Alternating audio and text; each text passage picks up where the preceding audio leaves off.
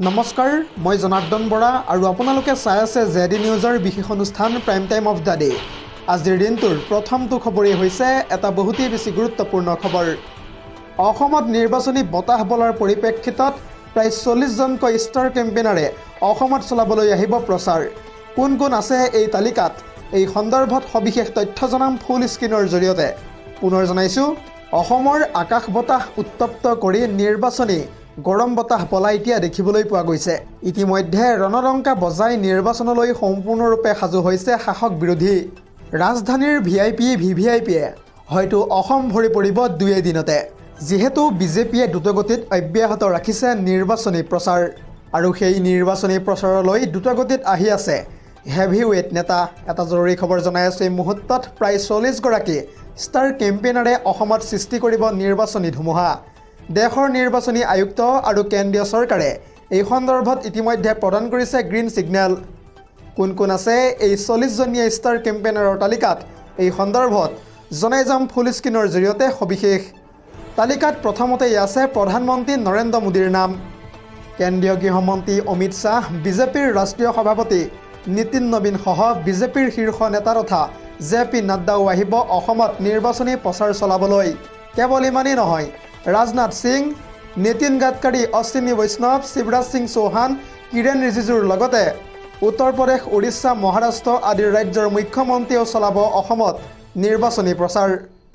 অসমত বিজেপিৰ নিৰ্বাচনী প্ৰচাৰক লৈ বিজেপিৰ নেতা তথা দিলীপ শইকীয়াই এনেদৰে কেইদিনমান মুহূৰ্তৰ পূৰ্বে কৰিছে ডাঙৰ মন্তব্য। আজিৰ আমাৰ পৰৱৰ্তী খবৰটো হৈছে আন এটা বহুতেই বেছি গুৰুত্বপূৰ্ণ খবৰ, কিয়নো জাগুনৰ 10 মাইলৰ অসম আৰক্ষীৰ কামাণ্ডো কেম্পত সংঘটিত হৈছে এক ভয়ংকৰ ঘটনা।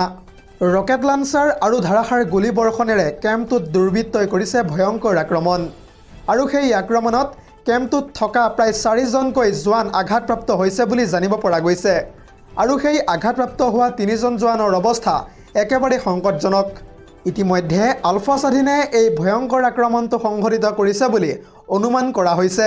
এটা জৰুৰী খবৰ জনাই আছোঁ, এই মুহূৰ্তত যোৱা নিশা প্ৰায় 2:30 কেম্পটোলৈ লক্ষ্য কৰি ধাৰাসাৰ গুলীবৰ্ষণৰ শব্দ শুনিবলৈ পোৱা গৈছিল। আৰু সন্দেহজনক আলফাৰ সদস্য আৰু কামাণ্ডো বাহিনীৰ মাজত হয় প্ৰচণ্ড গুলীয়াগুলী। আৰু সেই ঘটনাটো সংঘটিত হোৱাৰ পাছতে সমগ্ৰ অঞ্চলটোত কটকটীয়া কৰি তোলা হৈছে নিৰাপত্তা ব্যৱস্থা। আজিৰ আমাৰ পৰৱৰ্তী খবৰটো হৈছে ৰাজনৈতিক প্ৰেক্ষাপটৰ এটা বহুতেই বেছি গুৰুত্বপূৰ্ণ খবৰ, কিয়নো সাংসদ ৰঞ্জিত দত্তৰ সন্মুখত ৰাইজে হুংকাৰ প্ৰদান কৰি স্পষ্টভাৱে কৈছে যে আগন্তুক নিৰ্বাচনত আমি ভূপেন বৰাক হৰুৱামেই। এয়া জনতাৰ স্পষ্ট মন্তব্য। পুনৰ জনাইছোঁ, বিহপুৰীয়াত একেবাৰেই সুগম নহয় ভূপেন বৰাৰ জয়ী হোৱাৰ পথ, কিয়নো সাংসদ ৰঞ্জিত দত্তৰ সন্মুখতে ৰাইজে উজাৰিছে এতিয়া ক্ষোভ। অমিয় কুমাৰ ভূঞাৰ সমৰ্থকে দিছে ভূপেন বৰাক হৰুৱামেই বুলি ধ্বনি। দৰ্শকসকল, আৰু বহুতো গুৰুত্বপূৰ্ণ খবৰ আছে। যদিহে আপুনি এতিয়ালৈকে এই ভিডিঅ'টোত লাইক কৰা নাই তেন্তে এতিয়াই লাইক কৰি দিয়ক। আৰু এনেধৰণৰ খবৰসমূহ প্ৰত্যেক দিনে পাই থাকিবৰ কাৰণে চেনেলটো ছাবস্ক্ৰাইব কৰি কাষতে থকা বেল আইকনটো প্ৰেছ কৰি ৰাখিবলৈ একেবাৰে নাপাহৰিব।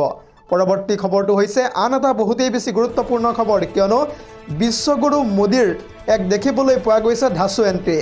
আমেৰিকা ইৰাণৰ যুদ্ধৰ মাজত এইবাৰ নামি পৰিছে ভাৰত। আৰু এই সন্দৰ্ভত নৰেন্দ্ৰ মোদীয়ে কি কৈছে সবিশেষ তথ্য চাওঁ আহক। পুনৰ জনাইছোঁ, বিশ্বগুৰু মোদীৰ এইবাৰ ধাচু এণ্ট্ৰি। আমেৰিকা ইৰাণৰ যুদ্ধৰ মাজত এইবাৰ নামি পৰিছে ভাৰত। তথ্য অনুসৰি হৈ থকা মহাযুদ্ধত ভাৰতে এণ্ট্ৰি কৰাৰ মাজতেই হাহাকাৰ লাগিছে এতিয়া ডনাল্ড ট্ৰাম্পৰ। যুদ্ধ বন্ধ কৰিবলৈ ট্ৰাম্পক আদেশ দিছে ইতিমধ্যে নৰেন্দ্ৰ মোদীয়ে। ভাৰতৰ প্ৰধানমন্ত্ৰী নৰেন্দ্ৰ মোদীৰ শক্তিশালী পদক্ষেপক লৈ বিশ্বজুৰি ইতিমধ্যে সৃষ্টি হৈছে তীব্ৰ চৰ্চাৰ। আৰু তাৰ মাজতে এতিয়া পশ্চিম এছিয়াত বাজিছে যুদ্ধৰ দামমা। ইফালে দিল্লীত সম্পূৰ্ণৰূপে সাজু হৈছে মাষ্টাৰ প্লেন। এইবাৰ আমেৰিকা আৰু ইৰাণৰ মাজত সৃষ্টি হৈ থকা তীব্ৰ যুঁজত আহি গ'ল ভাৰত। শান্তিৰ দূত হৈ মাজত ইতিমধ্যে থিয় দিছে গ্ল'বেল লিডাৰ নৰেন্দ্ৰ মোদীয়ে। অৱশ্যে ভাৰতে এই ক্ষেত্ৰত কাৰোৰে পক্ষ লোৱা নাই, বৰঞ্চ যুদ্ধ ৰখাবলৈ চলাইছেহে কূটনৈতিক তৎপৰতা। আৰু তাৰ মাজতেই নৰেন্দ্ৰ মোদীয়ে স্পষ্টভাৱে কৈছে যে যুদ্ধৰ সমাধান কেতিয়াও যুদ্ধ নহয়, আলোচনাৰ টেবুলহে মাত্ৰ। হোৱাইট হাউচৰ পৰা তেহৰাণলৈ কঁপনি তুলিছে ইতিমধ্যে নৰেন্দ্ৰ মোদীৰ সেই ভাষ্যই। খাৰুৱা তেলৰ দাম আৰু ভাৰতীয় নাগৰিকৰ সুৰক্ষাৰ বাবে বিশেষ একশ্যন প্লেন প্ৰস্তুত কৰিছে ইতিমধ্যে নৰেন্দ্ৰ মোদীয়ে। ইজৰাইলে হওক বা ইৰাণেই হওক বিশ্বৰ যিকোনো সংকটত এতিয়া ভাৰতৰ অবিহনে সমাধান একেবাৰে অসম্ভৱ। প্ৰধানমন্ত্ৰী নৰেন্দ্ৰ মোদীৰ এই শান্তিকামী পদক্ষেপৰ বিষয়ে আপোনাৰ মতামত কি এই সন্দৰ্ভত সবিশেষ জনাব পাৰিব আমাৰ এই কমেণ্ট বক্সৰ জৰিয়তে। আজিৰ আমাৰ পৰৱৰ্তী খবৰটো হৈছে ৰাজনৈতিক প্ৰেক্ষাপটৰ এটা বহুতেই বেছি গুৰুত্বপূৰ্ণ খবৰ, কিয়নো প্ৰসংগ সেইটোৱেই কাৰণ জয়ন্ত দাসে কৰা সেই দলত্যাগ। মুখ্যমন্ত্ৰীৰ বিপৰীত স্থিতিত ইতিমধ্যে অটল হৈ পৰিছে ৰাজ্যিক বিজেপিৰ সভাপতি দিলীপ শইকীয়া। আৰু এই সন্দৰ্ভত বিতংভাৱে সবিশেষ তথ্য চাওঁ আহক। পুনৰ জনাইছোঁ, বিজেপিৰ বিৰুদ্ধে বিস্ফোৰক মন্তব্য কৰি সৌসিদিনা দল ত্যাগ কৰিছিল জ্যেষ্ঠ বিজেপিৰ নেতা জয়ন্ত দাসে। আৰু বৰ্তমান সময়ত জয়ন্ত দাসে কৰা সেই দল ত্যাগক লৈ মুখ্যমন্ত্ৰীৰ বিপৰীত স্থিতিত ৰাজ্যিক বিজেপিৰ সভাপতি দিলীপ শইকীয়া। মুখ্যমন্ত্ৰীৰ মতে জয়ন্ত দাসে বিজেপি চৰকাৰখনক কেতিয়াও ভালেই পোৱা নাছিল।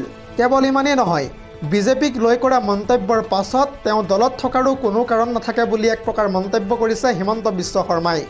জয়ন্ত দাসক টিকট নিদি দলে সঠিক সিদ্ধান্ত লৈছে বুলিও এক প্ৰকাৰ সেউজ সংকেত প্ৰদান কৰিছে মুখ্যমন্ত্ৰী হিমন্ত বিশ্ব শৰ্মাই।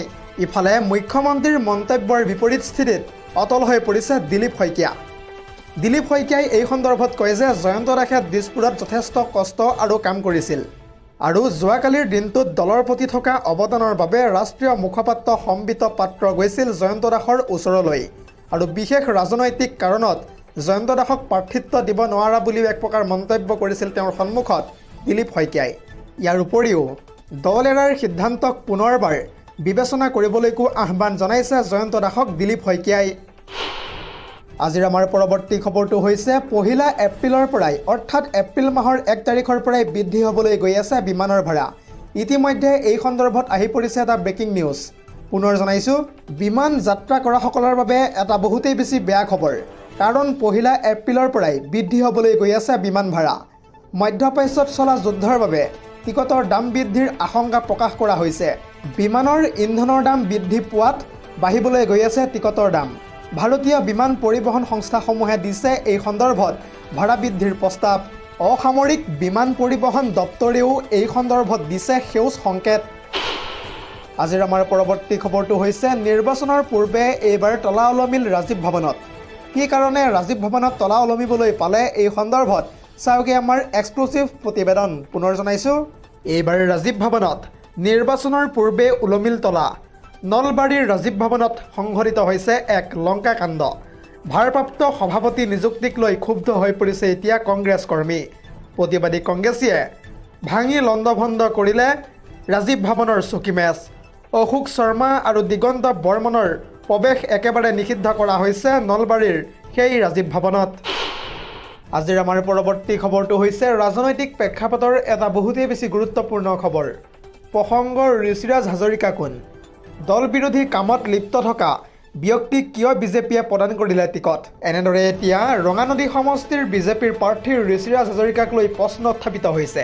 পুনৰ জনাইছোঁ, বিজেপিৰ প্ৰাৰ্থী তালিকাক লৈ সমষ্টিয়ে আৰম্ভ হৈছে বিদ্ৰোহ। ৰঙানদী সমষ্টিৰ বিজেপিৰ প্ৰাৰ্থী ঋষিৰাজ হাজৰিকাক লৈ বিস্ফোৰক মন্তব্য কৰিছে প্ৰাৰ্থিত্বৰ পৰা বঞ্চিত নেতা তথা গহীন বৰাই। আজি পৰ্যন্ত বিজেপি দলত যোগদান কৰাৰ কোনো তথ্যই নাই ঋষিৰাজ হাজৰিকাৰ।